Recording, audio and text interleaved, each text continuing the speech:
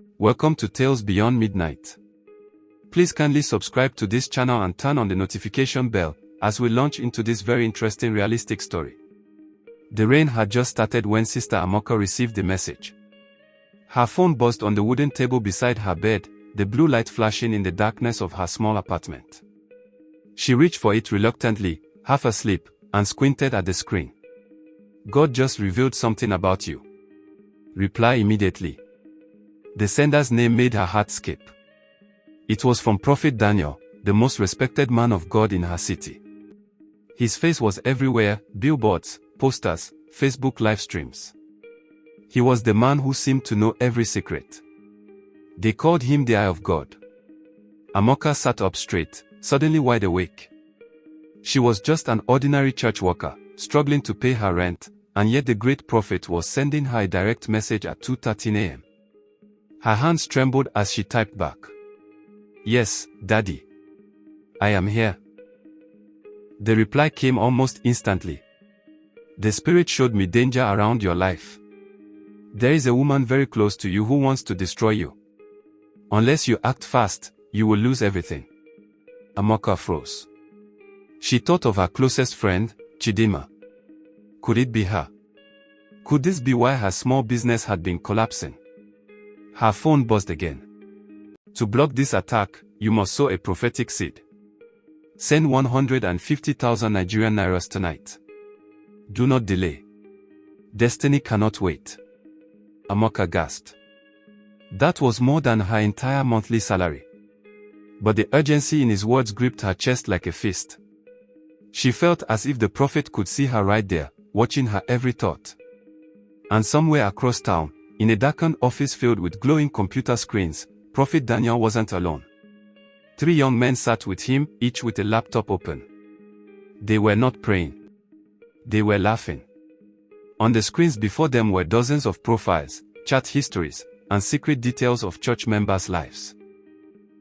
Things gathered through Facebook snooping, WhatsApp groups, and even paid informants sitting quietly in the congregation. They called it Operation Prophecy. And Amoka, like hundreds before her, was about to become their next victim. The next morning, Amoka couldn't focus on anything. Her phone was still in her hand as she stared at the message thread from Prophet Daniel. The words felt heavy on her chest, destiny cannot wait. She had barely 32,000 Nigerian Nairas in her account. To raise 150,000 Nigerian Nairas in a single night was impossible. Yet, she feared that if she delayed, the woman who wanted to destroy her would succeed. Her heart wrestled with doubt and faith. Was it possible that the prophet, the man who seemed to read people's lives like an open book, had chosen her for divine warning? She decided to take a loan. By evening, she had transferred the full amount to the account number the prophet had sent. Almost immediately, another message followed. The heavens have received your sacrifice. Prepare for testimony. Tears ran down Amoka's face. Relief. Hope.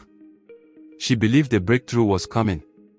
But in the prophet's private office, the scene was different. Prophet Daniel reclined in his leather chair, his phone buzzing non-stop with alerts of money transfers. Beside him, one of the young men, F, a university dropout with a sharp mind for computers, grinned as he updated their database. Sir, today alone we've collected over 2.8 million Nigerian Nairas, F announced. Prophet Daniel raised his glass of wine. The spirit of wisdom is truly with us. But there was no spirit in that room, only strategy. F tapped on his laptop and pulled up a folder named Profiles. It contained details of nearly every active church member, their birthdays, family members' names, financial struggles, prayer requests they had shared openly during services. All of it catalogued. Whenever a target seemed vulnerable, like a woman desperate for marriage, a man struggling with debt, or a parent worried about their sick child, the system flagged them. Then, Prophet Daniel or his team would reach out with a carefully tailored prophecy. For Amoka, they had noticed her post on Facebook about her failing business and her strained friendship with Chidima. It was easy to twist that into a prophecy of a jealous woman close to her. The genius of the scam wasn't just the prophecy, it was the timing. Messages would arrive at midnight, when people were most vulnerable, afraid, and alone. Meanwhile, Amoka's best friend, Chidinma, noticed her withdrawal. She saw the way Amoka avoided her calls and seemed distant during choir rehearsals. One evening, she confronted her. "Amoka, what's going on? Have I offended you?" Amoka hesitated. Should she tell her? The prophet had warned that the enemy was close. What if it was Chidinma? What if this confrontation was the trap? She forced a smile. "No, nothing. I'm just praying more these days." But inside, suspicion grew like a shadow. What Amoka didn't know was that she wasn't the only one falling into the trap. Somewhere across town, a businessman named Mr. Okoye had just sold his car to sow a special seed after receiving a prophecy that his company would collapse if he didn't obey. A young mother had borrowed money to pay for prophetic covering over her sick child. A university student had given away his tuition, believing God would multiply it. All of them believed they were obeying divine instruction. None of them knew they were feeding a machine, a prophecy factory run on lies, fear, and manipulation. And yet, cracks were beginning to appear. Two ushers had started whispering about strange things they'd noticed, the prophet's inner circle always scrolling through phones during service, the way revelations often matched gossip overheard in church corridors. One of them, a quiet man named Kolechi, decided to dig deeper. And what he discovered would shake the entire ministry to its foundations. The night was unusually silent inside the church compound. Most members had gone home after midweek service, but Kolechi lingered. He was the kind of usher people hardly noticed, a background figure, always polite, always present, but never drawing attention. Yet, for weeks, his mind had been restless. Too many things weren't adding up. The prophecies that once filled him with awe now felt rehearsed. The prophet often mentioned private matters that Kolechi later discovered had been whispered during prayer requests or posted carelessly on Facebook. And then, the money. Always money.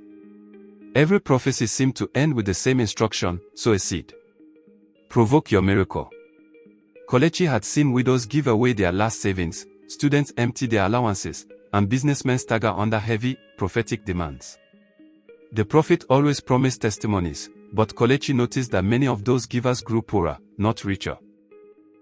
That evening, after most lights had been switched off, he quietly slipped into the administrative wing of the church. He knew it was risky. Prophet Daniel's aides guarded his privacy fiercely. But something inside him whispered that truth must be found. He pushed open the door of the small office where F often sat. The room smelled of stale coffee and electronics. On the desk was a laptop, still open, screen glowing faintly. Kolechi's heart pounded. He stepped closer. What he saw made his stomach churn. A spreadsheet filled the screen. At the top it read, Operation Prophecy, Priority Targets. Rows of names scrolled down, each with columns of intimate details, marital status, financial struggles, prayer requests, even snippets of conversations overheard in church WhatsApp groups. Next to each name was a strategy note. Tell her there is a jealous friend. Warn him about business collapse, urge seed of 500,000 Nigerian nairas.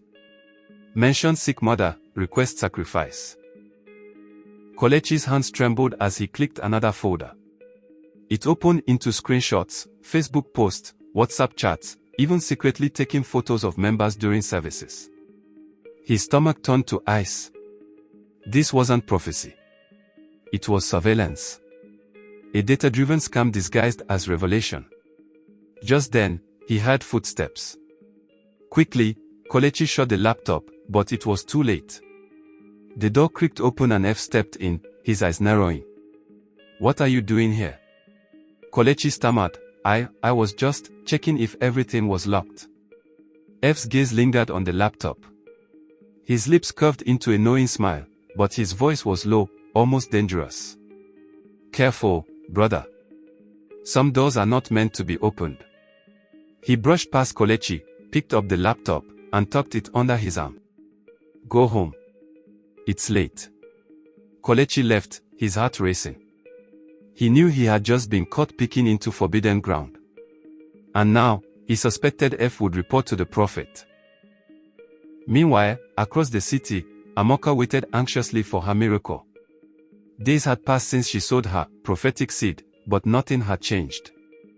Her business was still collapsing, her debts mounting. Worse, her friendship with Chidinma was crumbling under the weight of suspicion. Her phone buzzed again. Your testimony is near.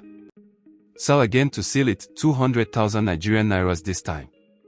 Amoka broke down in tears. She had nothing left. Yet fear gnawed at her. What if she disobeyed and lost everything? In another part of town, Mr. Okoye sat in darkness. His wife had left him after he sold his car and emptied their savings into prophetic seeds. Now he had nothing. His faith, once vibrant, felt like a cruel joke. These were the silent casualties of Operation Prophecy. But something was stirring. Kelechi, shaken but resolute, knew he couldn't stay silent. He began to gather evidence, discreetly, cautiously, hiding notes in a small leather-bound Bible only he carried. What he didn't know was that Prophet Daniel's inner circle already suspected him. And they were planning to deal with him before he exposed them all. Kelechi had barely slept in days. Each night, he replayed the files he had seen in F's laptop inside his mind, the names, the strategies, the calculated lies. He had started collecting quiet proof. At services, he noted the prophecies given and compared them with members' Facebook posts or private testimonies shared earlier. The pattern was undeniable. One Sunday, Prophet Daniel called out a middle-aged woman. "Madam in the red wrapper, God just showed me your daughter is in the hospital. But the enemy wants to cut her life short. You must act fast." The woman wailed, confirming every word. But Kelechi knew she had already shared her daughter's condition openly during last week's prayer meeting. The prophecy was no vision. It was recycled information. That evening, as the crowd surged around the prophet, laying money at his feet, Kelechi clenched his jaw. This was no ministry. It was a business. A factory of lies. But who would believe him? Prophet Daniel wasn't just a preacher. He was a celebrity. He had political connections, police escorts, and thousands of loyal followers who would swear he raised the dead if he said so. If Kelechi exposed him without evidence, he would be destroyed. So he planned carefully. He began meeting secretly with two ushers he trusted, Chijioke and Funmi. Both had also begun to question the strange coincidences. Together, they agreed to collect hard proof. One night, under the cover of darkness, Kelechi returned to the church office. He had watched F long enough to know the security code. His hands shook as he typed it in, and the door clicked open. The room was empty. The laptop sat on the desk, humming quietly. Kelechi slipped in a flash drive and copied as many files as he could. His breath quickened as folder after folder poured onto the drive, member profiles, bank receipts, even a list titled High-Value Donors with amounts beside their names. Then his blood froze. There was a subfolder named Internal Watch List. He opened it. His own name was there. Kelechi, possible risk. Monitor closely. A chill ran through his body. They already suspected him. Suddenly, the door creaked. A shadow fell across the room. Kelechi. He spun around. Prophet Daniel himself stood there, flanked by two muscular aides. His face was calm, but his eyes burned with quiet fury. Kelechi's knees weakened. The flash drive was still in the laptop. He tried to pull it out, but one aide stepped forward and yanked him back. The prophet walked closer, his voice soft, almost fatherly. "My son, curiosity is a dangerous spirit. You've opened doors you should not have touched." Kelechi's mouth was dry. "What you are doing is evil. This is not prophecy, it's fraud. You're destroying people's lives." Prophet Daniel's lips curved into a cold smile. "Do you think the people care? They want hope, not truth. They pay for comfort, not reality. And I give it to them." He leaned closer, his voice dropping. "If you value your life, you will keep silent. Or you will become the next testimony, a funeral testimony. The aides dragged Kelechi out into the night, dumping him at the edge of the street like trash. Shaken, bruised, but alive, Kelechi knew one thing: he could no longer wait. If he stayed silent, more lives would be ruined. He still had the flash drive. Somehow, by miracle or luck, he had managed to snatch it before the aides grabbed him. And inside that drive was enough evidence to tear down the prophet's empire. But exposing a man like Prophet Daniel would not be easy.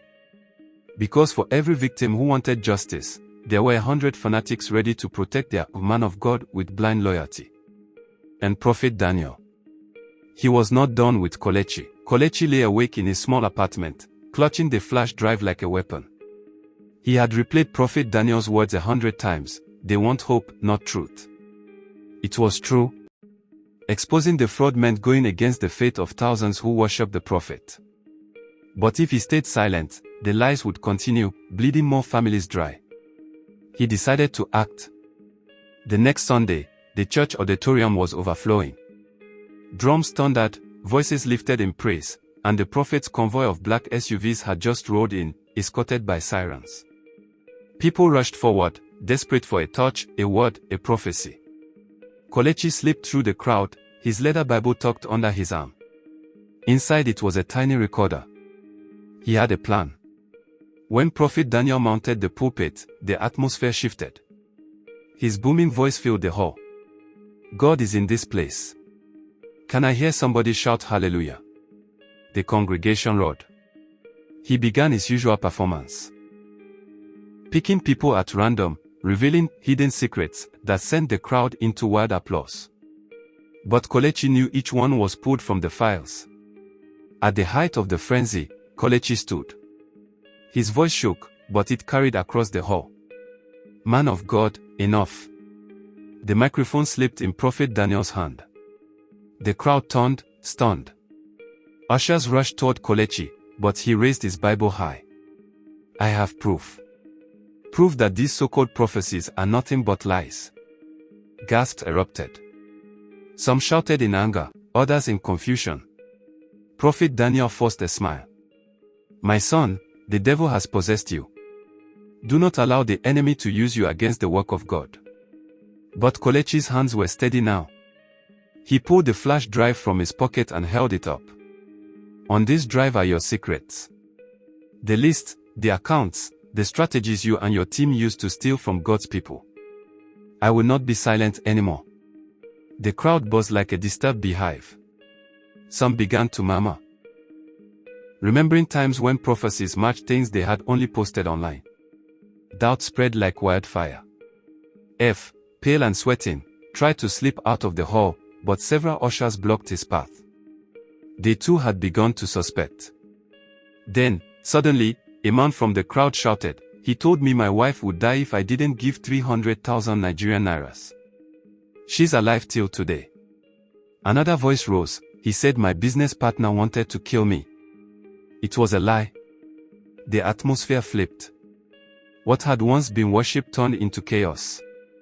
People surged forward, some weeping, some screaming in rage.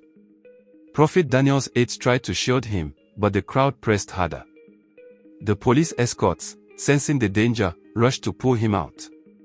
But phones were already raised. Members were recording everything: the confrontation, the accusations, the prophet's panicked exit. Within hours, the videos flooded social media. The great prophecy scam. By evening, the story was everywhere. Television stations replayed the footage.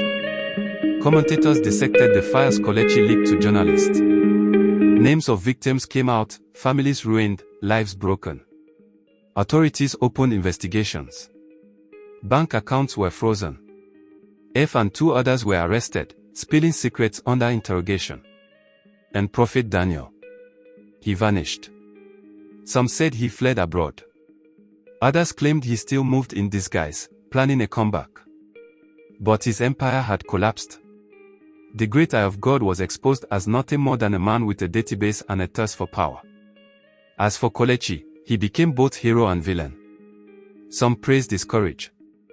Others cursed him, convinced he had touched the anointed. Please tell us, what do you think about what he did? And don't forget to like, comment, and subscribe.